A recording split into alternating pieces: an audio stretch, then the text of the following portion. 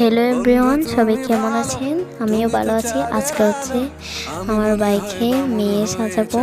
তো আপনারা দেখুন, এই যে ও আগে থেকেই সব কিছু করে বসে আছে।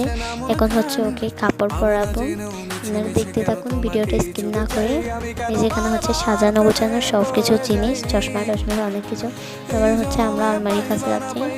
এই যে মাথা দিচ্ছি আমি, মাথাটা মানে একটু করে ক্লিপ মেরে দিচ্ছি। এই যে দেখুন, চুড়িও পরে দিলাম ওকে আমি।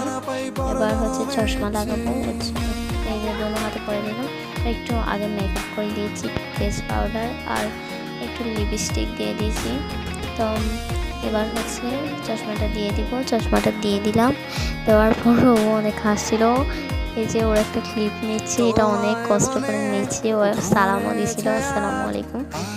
অনেক কষ্ট নিচ্ছে, ওইটা দিতে চাচ্ছিল না।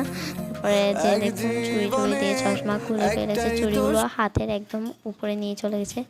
তো এবার হচ্ছে আমার আম্মুদের রিয়াকশান নিব, সবার রিয়াকশান আপনারা দেখতে থাকুন রিয়াকশানগুলো। এখন হচ্ছে যাচ্ছি ওকে নিয়ে। এই যে আমার আম্মুর কাছে চলে আসলাম। এই যে আমার আম্মু বলছে, মানে ও মেয়ে আসছে, তারপর ওকে মারছে একটা, এমনি দুষ্টুমি করে। এবার আমার দাদুর কাছে আসলো, আমার দেখে দাদু নামাজ পড়তেছে। ওই জন্য আমরা দাঁড়িয়ে আছি এখানে, ওয়েট করতেছি।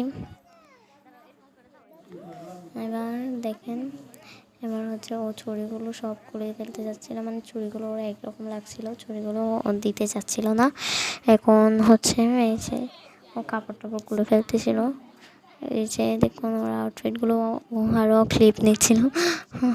এবার হচ্ছে দাদুর কাছে যাব।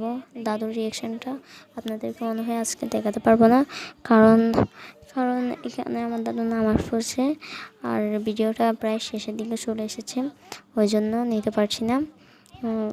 আচ্ছা, দেখি কী হয়।